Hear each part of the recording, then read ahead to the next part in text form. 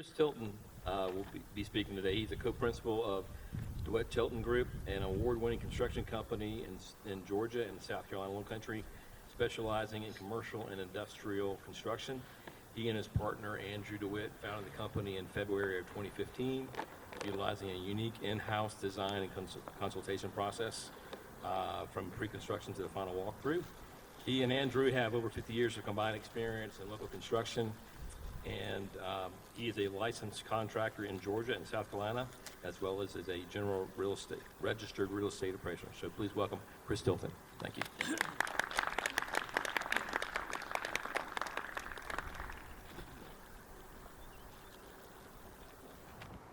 Thank you, Rex. Thanks, Kim. And thank all y'all for having us here today. We're going to talk briefly about from buying dirt to obtaining permit, the critical steps to starting a commercial and industrial construction project. And I know everyone here knows most of the basics. And really what we want to talk about is the baselines that have moved here in the last year under this pandemic and what we're going through. You guys, the commercial realtors of Savannah, are on the front line. You're the ones that meet our potential clients and our competitors' potential clients. So you guys are the ones setting the expectations and giving the first information. And we know it's very important for everybody to be informed of all the changes that are going on out there. Industrial and commercial sites. Industrial sites are, as we all know, are very hard to come by. And the ones that we do get presented to us, usually our client comes in and says, we got a great deal on this dirt, and we always know that's a big red flag. One of the big things, site work. Site work is critical to an industrial and commercial site.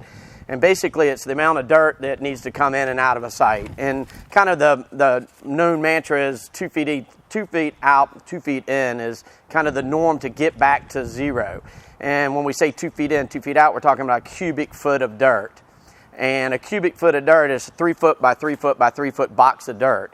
And it costs $8 to take a box of that dirt out, and it costs $18 to bring that box of that in.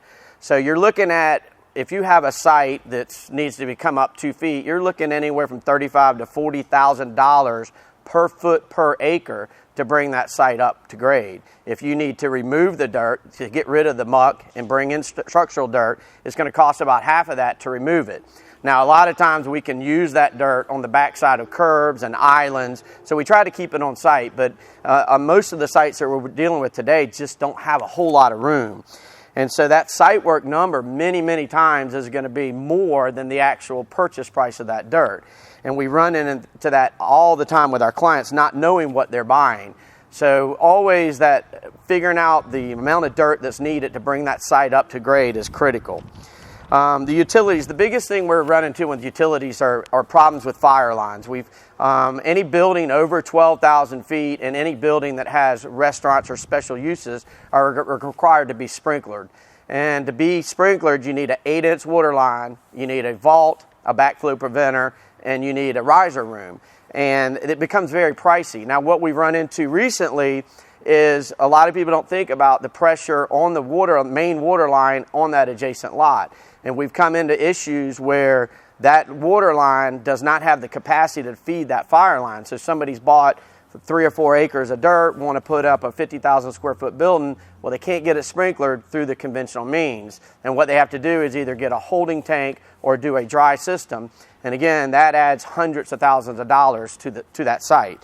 Access. Obviously, every site needs access. One of the issues that we've come across in the last couple of years are lots that have cross accesses. And we did a retail center in Pooler that had a cross access. So the adjacent lot, they came on through their parking lot and went to another site that was probably going to be a multi-tenant retail site. Well, the problem is when you have a cross easement like that, who's going to maintain that road? And the person that owned that lot didn't really think about that. So you've got potentially 8 more users coming into that parking lot, crossing it, and using that adjacent site for retail use. So we advise perhaps you should have a CAM charge, have an association where you collect and have a common area property there. One of the big things that have affected our sites in the last few years is stormwater management.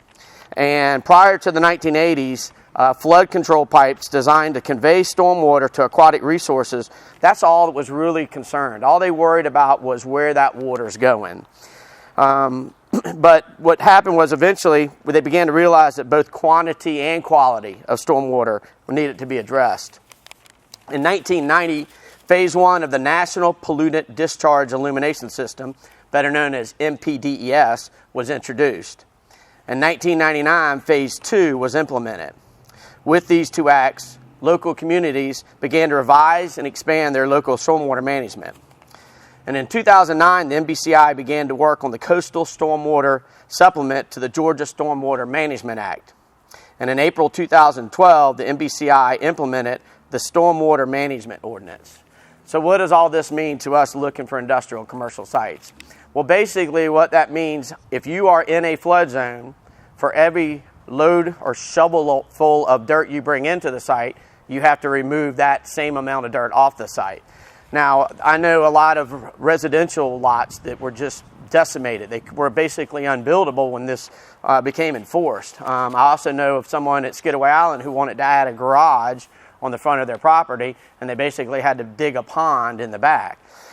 So basically, when we're looking at sites, first of all, we try to avoid sites that are in a flood zone, and specifically if they're in a flood zone and they're less than 2 acres.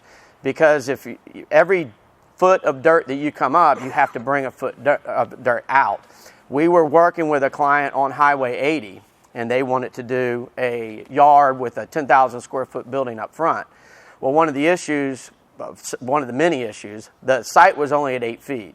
They're in a flood zone. They have to raise that site to 11 feet, only where the building is.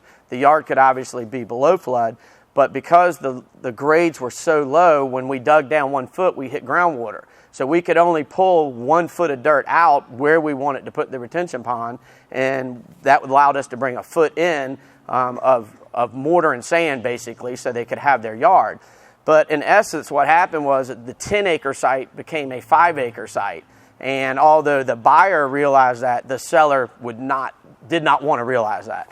So again, that Stormwater Management Act has made a huge impact on many of the sites. And again, the first thing we look at when somebody brings us, are you in a flood zone? Now, we're not saying it's impossible to do it, but it makes things much tougher. And even if we can do it, it's going to take time and it's going to take money, because people like Jim Collins don't work for free. So. No, I do. I'm the business development guy. Okay, yes, Jim does. Bring it to Jim. That's right. So that's a very, very important thing to do. Now, when an end user is coming, he's looking for an industrial site or a commercial site. Buying the land is step one. Step two is typically they want to know, what is my total investment? How much is it going to cost for me to buy those 3 acres of land and to build 30,000 square feet of warehouse? And it's very difficult because you don't want to put the cart before the horse, but you need to have an idea of what that in total cost is going to be.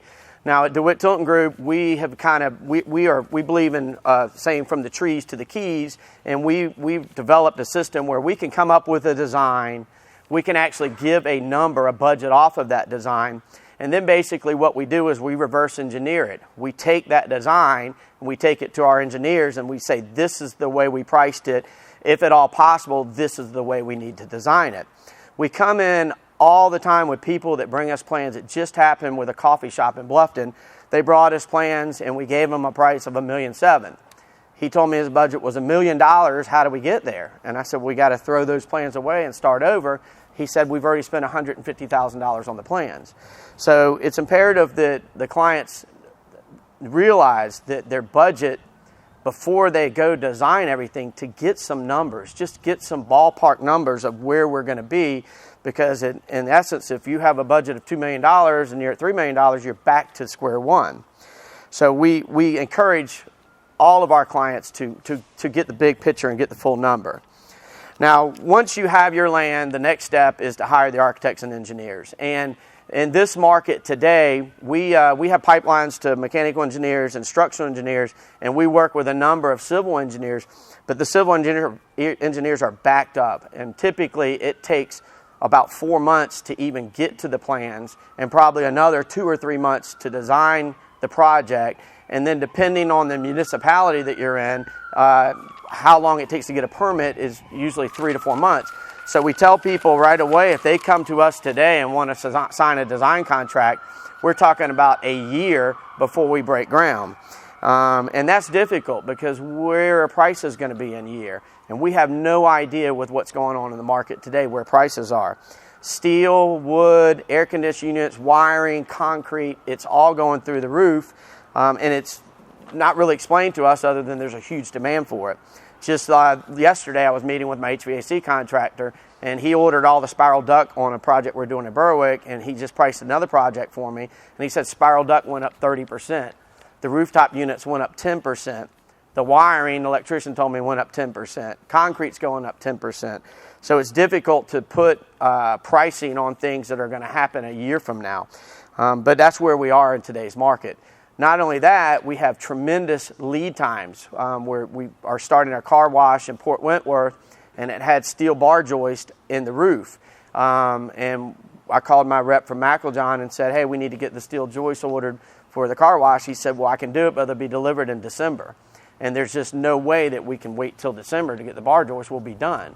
So we come up with alternate means. We have to end up putting W10 beams or W12 beams in every 5 feet versus steel joists every 2 feet to support the steel deck and the roof.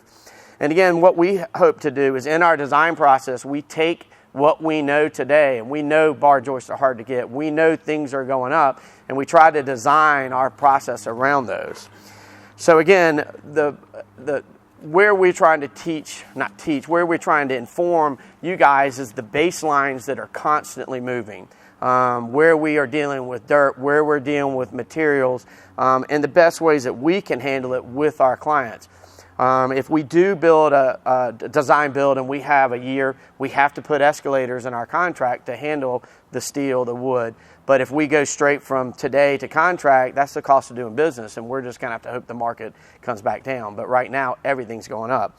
The one good thing for us that we tell our clients every day, interest rates for the most part are holding low. I know they're creeping up a little bit, but if we hold off and sit on the sidelines and try to wait for materials to come down, we're never going to know where interest rates are going to go up. So again, in the grand scheme of things, now is the time, and our market's as good as it's ever been. Thank you very much, guys.